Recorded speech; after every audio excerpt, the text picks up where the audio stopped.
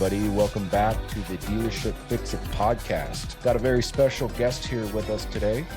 His name is Tad Kilgore, and he's been in the industry for quite a while now. An influential player. Has worked in dealerships, worked for dealerships, and has worked on dealerships throughout his career. What we bring Tad in for today is to talk about more or less your experience, Tad, with the CRM. You've had a couple home runs in the space in the powersports industry with CRMs, and very influential. You've got lots of users using them. So you've had two main home runs to my account, right? With Traffic Log Pro being one of the early inceptions. And then more recently, Dealership Performance, DP360. And now you're working on a third one. So as we go through this little interview here for our podcast, we'll talk more or less about the CRM, but you started out kind of similarly as I did, or I started out similarly like you did, working on the floor, sales, get some promotions here and there, and start to make a name for ourselves. But what you're known for, I think this is just my perception of the things, is that you're known for being a creator of what was the CRM that they used for many, many years. So what would you say inspired you to first create these CRM tools specifically tailored for RideNow and or the powersports industry as a whole? The big one is a need. At the time, I was a salesperson, and they were actually giving out, and how it always starts this way, through a bonus, through a spiff. So I ended up getting a $250 spiff for making sure that I had 5 logs a day, and I was one of the top 2 salespeople for the group. And the way for me to stay ahead and to keep keeping the lead was that I had to speak to at least 5 people a day. And then of those people, I always considered I would sell 1 or 2 units. So when they promoted me to floor manager, at the time they were using an Excel sheet. And the Excel sheet was, it took care of what we needed. We were able to put the customers in. We were definitely able to date stamp and time stamp and have manager sign-offs. However, at the time, I couldn't generate any reports from it because it was a sheet that everybody was using, and I couldn't really go down and get my individual sheet. That means I'd had to have gone to sales management and asked them for a copy of it and all that. Not saying they wouldn't, but it was a lot of hassle. So at the time, my twin brother Todd, the co-creator of TLP and DP360, he was actually working in the software industry. And I came home and I said, hey, can you do me a favor? Can you just put something together for me that I can basically track my salespeople for 5 logs a day, see what their closing percentage is, kind of get an understanding of what kind of follow-up they have, just kind of a little well-rounded, system. And he's like, yeah, sure. And again, like I said, he had just gotten into software.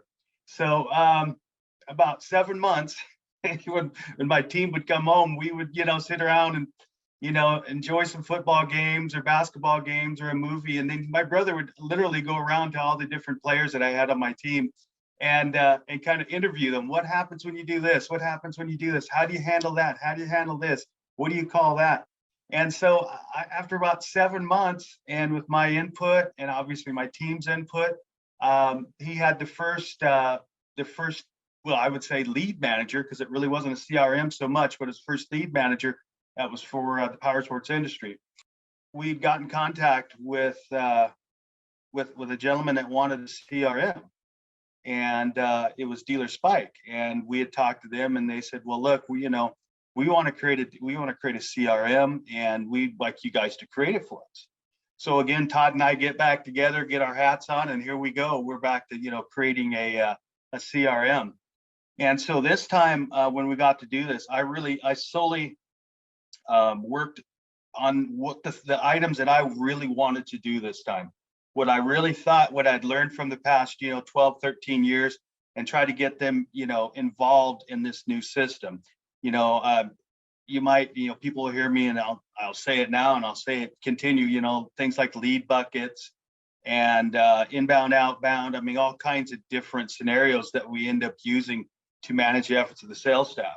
So we're able to go through and get this really launched out. And again, I became the general manager for a while, about a year ago, and I met a gentleman named Rowett from Ready to Ride Mobile.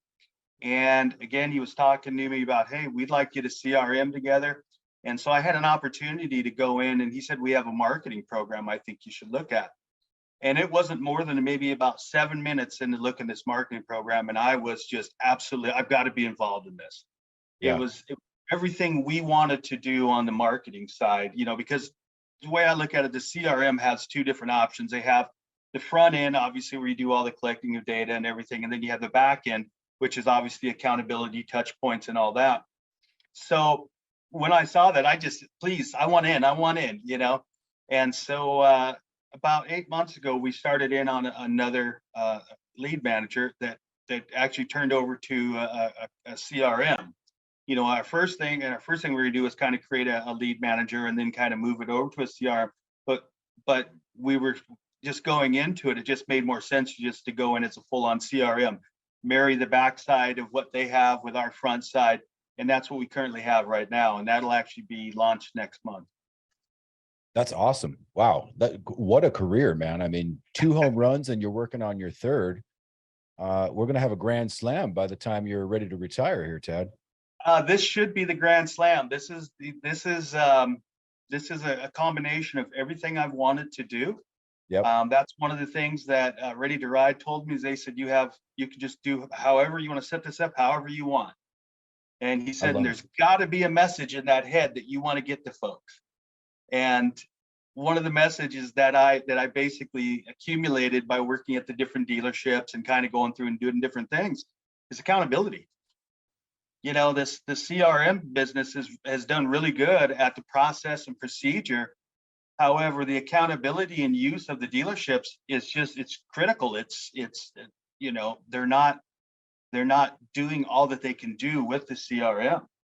And so this time, like I said, when we're ready to create this next CRM, I definitely wanted to get in there and again utilize my lead buckets. And when you take a demonstration through it, you'll see what I'm talking about. But it's a little bit of a gamification. We basically, we put everything in lead buckets, and then what we do is our goal is to clear it out either in the sales or take it to a dormant lead and then work our dormant leads as we need. I love that. Let's break down some of that lineage, that story, right? Your historical accounts there. What year did you start TLP, where it turned into from an Excel spreadsheet to talking to your brother on the software side? What year was that? That was 2003. 2003. Okay. So we're in the 2000s, the early 2000s here. By now in the automotive space, just because you referenced it earlier, OEMs in our business, unlike the automotive business, are just now starting to come around to some of these processes and some of these softwares that are now available in our space, right? Just some of them within the last few years.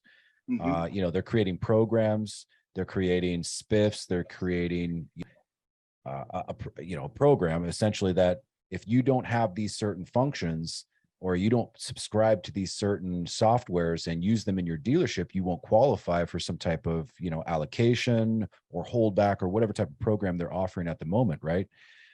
So that's one of the OEM things, but we just kind of have a unique business in whole. How do you feel that the CRM being used in these dealerships with the the playfulness, I guess, of the OEMs now starting to want to see some of this data, or even some of the industry things as a whole? How have you seen these kind of morph and change over the years in the last 20 years, really, of how they want to kind of play with the dealers now data in the CRM? Our first experience was with Jason DeFucia and basically Polaris Industries. And Jason is one of these folks that when he works with you, he lets you understand what he's seeing through his eyes. And so he brings you and got you involved in what his pains were your pains, his needs were your needs. And so one of the things that he would talk to us about, he goes, man, most of these dealers and most of these folks don't understand the amount of money we spend to generate these leads. Mm-hmm. And we generate, and they come in and the customer doesn't get a call back. They don't get followed up with. and they go and they go to somebody, so a lot of times we're just spending money for our competitor to be able to take our deals. And so for us, it was really nice to sit through that OEM opportunity to understand that this is really what an OEM, they spend all that money on those commercials and do all this. They've got to see a return. BRP, I've seen, especially because we've had some experiences with BRP lately. I love the way they're doing it. They send out a lead to you, and you have to go in and tell BRP that, for one, you've contacted them, and it has to be within a certain amount of time. I'm impressed, and I think more OEMs should do that. Now, for Mr. Dealer, if you don't want to play ball and you want to kind of get yourself into a situation where you don't want to be managed or micromanaged that way, man, I totally understand. But I don't think that's going to go away anytime soon. I think, if anything, it's just going to keep on being tied around all the different initiatives that they have. And so that was really cool for me to see the MVP program, how you could order 2 weeks early if you were basically on a CRM. For sure. What, besides response times for the leads that they generate, what other type of information do you think that would be interesting to them, or what they would want to see? Well, obviously they want to know if it's a win or loss. You know what I mean? They want to know if the customer ultimately, we call it seed to sale, cradle to grave. That was one of the big things with Polaris as well, is they want to go in and they want to see, so it developed here on a, we'll say a BRP ad, you know what I mean? Mm-hmm. And then it ends up here as a delivered unit. They want to see that happen. They want to be able to track that. And I think that obviously that's one of the things that I will admit with the CRM companies, they've done very well that are out, that they've done a great job about being able to bring in all the different lead types, as well as the lead types from the OEMs. And then if you do your job as a sales manager and you get these guys to, log the customers, log everybody they talk to, what's going to happen is you're going to be able to paint that picture for the OEM of cradle to grave, seed to sale, whatever, however you want to put it. And I think that it's not maybe, it's a must. We must be able to show how it developed and where it ended, and then the next page, the ownership, service department, and then of course referrals, next unit, blah, blah, blah. And so it just keeps on turning pages, and it keeps on, it's a customer for life, basically. It's a full-on life cycle of the customer through all the different departments, and then right back to square one of buying another motorcycle, right? Mm-hmm. Mm-hmm. Okay. Let's switch gears back to the salesman, right? Because I really like how your thinking is and where your head's at with, my customer is the salesperson, not the dealership principal that I'm selling this tool to. It's the salesperson, because they're ultimately going to be the one that's using this on a day-to-day basis. So let's talk to them a little bit more directly through this medium here. What types of insights or KPIs can a particular salesperson at a metric store, at a Harley store, hell, even a tractor store, right? Doesn't really matter. If they're using a CRM, what is the best argument or the best accountability piece that you could say, hey, don't rely just on your sales manager or your general manager to be up your ass about getting your logs done and doing that follow-up call using this CRM software. Let me show you how you can use it to better your sales process and make more sales.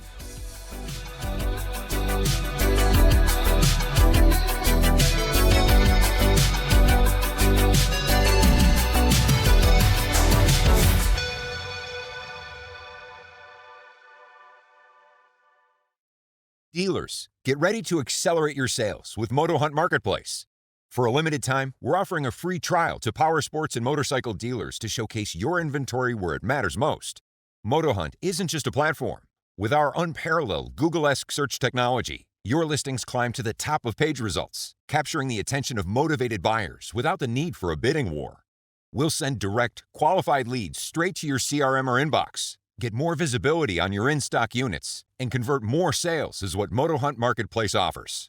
Your inventory deserves the spotlight, and with MotoHunt, that's exactly where it'll be. Sign up today for free. Visit dealers.motohunt.com/free. That's dealers.motohunt.com/free. That's FREE to claim your free trial today.